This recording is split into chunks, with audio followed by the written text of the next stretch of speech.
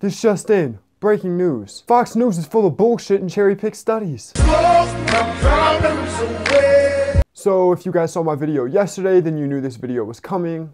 Let's get right into it. Turns out that smoking marijuana, even once or twice a week, could be worse for your brain than you think. A new study out of Northwestern University finds that casual pot smokers showed significant abnormalities during brain scans. Parts responsible for emotions, decision-making, motivation. Sound interesting? All of those areas of the brain, it turns out, were affected. Researchers say that it shows marijuana could lead to serious problems in brain development. Dr. Devi Nampiaparampil, you know what, I said it perfectly before we went on the air, right? You did. Nampiaparampil is an assistant professor at NYU School of Medicine. Doctor, welcome. Oh, really good to have you here. So this comes in the middle of Washington and Colorado, both making recreational marijuana use legal, and you can purchase it anywhere across those states. And now we're finding out from this study that it could really damage the brain even if it's used occasionally. What'd you find? Yeah, so in this study, I mean, the most concerning thing is that parts of the brain are actually growing. So when you see growth in an adult brain, that's pretty concerning. I mean, children's brains grow. With adults, you only usually see growth if there's been some damage. So if somebody's had a stroke, if they've had some type of brain injury, I mean, parts of the brain will grow to kind of take over the functions of the damaged part. So growth in the brain is alarming? That's news to me. But continue, doctor. In this part, I mean, the areas that are growing are the areas that affect emotions or memory, the ones that control your motivation. So it is a little disturbing to see something like that in people who don't even consider themselves serious pot smokers. So interesting. So you're saying it's like, you know, if you get an injury or a cut on your elbow and then the skin grows over it to heal it, that's what it looks like in the brain of these pot smokers. Exactly. That's another example. So it could be that there's damage in that area. So it could be that there's damage in the area. Of course, they're always going to find the worst scenario that could likely occur, and they're going to go with that one. Propaganda. And it also kind of goes along with what people say. I mean, as a doctor, I ask patients, you know, if they use other drugs, and a lot of them say that, you know, they at least have tried pot or, you know, or other things. So they've tried pot or other things? What, like alcohol? Some of the symptoms they talk about are that they feel more relaxed. I mean, even the people who are pro-pot might say that. But the thing is, they also find it difficult to do things that are really complicated afterwards. Now, that makes sense because in this study, the areas that are affected are the parts that control, you know, your decision-making and your ability to do things that are complicated. They find it hard to do things that are really complicated. Like, I don't know, winning gold medals, creating a technological enterprise, or having over a 20-year career in the entertainment industry, including music, clothing, movies, rolling papers, and a fuck ton more. Controls your motivation. So they may be saying it in a positive way, but the reality is, I mean, we need motivation. We need to be able to do things to be able to function. So it can affect your decision making, your emotions, and your motivation. And we need motivation to get things done, right? Sounds to me like weed makes you realize a lot of this shit ain't fucking worth it, and your job's a fucking joke. But they don't want us thinking like that, do they? They want us motivated. I mean, they also talk about how it can affect their emotions, and it's affecting parts of the brain that control your emotional memory, so your fear and your anxiety are also part of that, and that might be why people feel anxiety or panic attacks sometimes with marijuana. I have a question, doctor. Fear and anxiety. Could that possibly be because you could get thrown in a fucking cage and have a criminal record, which could affect you purchasing homes and obtaining jobs in the future because this plan is illegal? That has nothing to do with the fear and anxiety aspect, right? Very interesting. So what about the issue of the study itself and you know, who was in the test cases and how they were compared? Do you think it's an effective, good, well-run study? I think it's a really good study. I mean, how many people were involved? There were 40 people, so they had 20 people in each group. You think it was a well-run study, doctor? Really? You had 40 fucking people? Hell, you could have used the subs on this channel and got twice as many as that. 40 people is a good study to show correlation. And although we know correlation doesn't always equal causation, correlation among larger numbers tends to be a little more convincing, doesn't it? 40 fucking people. I mean, 20 people actually used marijuana casually. They define themselves as casual marijuana smokers. 20 people did not smoke marijuana. So they compared their brains with an MRI scanner to see what was happening, and they noticed this abnormal growth or an increase in size in the people that did smoke pot casually. Now, the thing is, whenever you do a study like this where you look at people doing what they normally do, there could be other differences between the groups, so the people who smoke pot may do other things differently as well. I mean, there was some evidence that they might drink a little bit more alcohol than the other groups, so you can't say for sure that it's marijuana. Oh, well, isn't that fucking convenient? There's some evidence that the marijuana smokers in this particular study may have drank a little more alcohol and other things. That couldn't have been done on purpose, right? You know, to kind of doctor the results of the study and make it look like something is really not.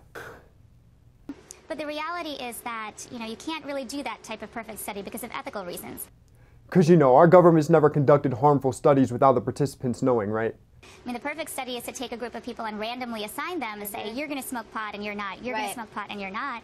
And, there are issues with that, because if we think it's harmful, why would we make people who are non-smokers smoke it? Good point, doctor. We know fluoride's harmful, so why do we put it in the water supply of nearly every city in this goddamn country?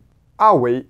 Just a last thought in terms of the state, you look at regulations that have increased so dramatically on cigarette smoking and on alcohol in some ways, or sin taxes and all of those kinds of things. And then you've got 2 states that have just made this drug that we're finding out is more dangerous than many people thought, legal. This drug that is more dangerous than many people thought, legal? Let's talk about drugs that we actually know are harmful that are legal, just for one moment. Like alcohol, which is responsible for an average of 88,000 deaths per year in the United States alone. And tobacco, which last time I checked was responsible for about 400,000 deaths per year in America alone. And I'm not even going to start on fucking prescription medications.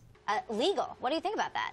Well, I'm very concerned about it. I mean, I think, there's a difference between decriminalization and legalization. So I think in terms of putting people in prison, I don't think people should go to prison because they smoked pot or because they used pot. And this more so proves that it's all about the fucking money. We shouldn't necessarily put people in jail, but it shouldn't be legal. Translation, we should still be able to extort you for money for doing this. They're just not willing to give up the financial side, are they? They want to make money in legal states from selling it, and make money in prohibition states from locking you up and fining you.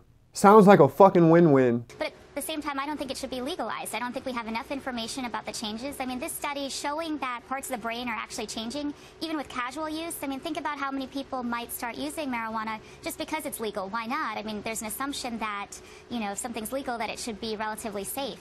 Exactly. Another great point there, doctor. How many people do we know that use tobacco and alcohol because it's legal? Because they perceive it to be harmless due to its legality. Nearly every single person in the military I've ever known is a fucking alcoholic. Why? Because alcohol is legal. Although it kills over 88,000 people per year in the United States alone.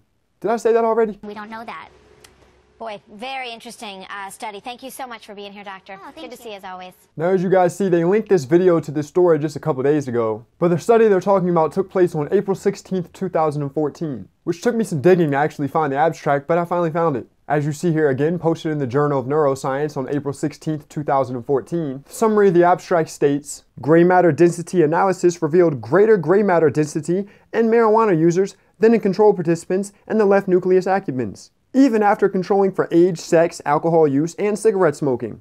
Well, that's not what you said, doctor. So was this first study here actually controlled for these variables or not? According to the abstract, yes. In searching for this abstract, I found a more in-depth study nearly a year later completely contradicting what this study found. This study, published in the Journal of Neuroscience on January 28, 2015, says marijuana use is not associated with abnormalities. In this article, linking to the abstract of the contradictory study, it states, recent studies have shown that marijuana is responsible for physical changes in certain regions of the brain, although cause and effect could not be established. Now, new experiments set out to replicate findings of the previous experiments with a more robust design have found conflicting results.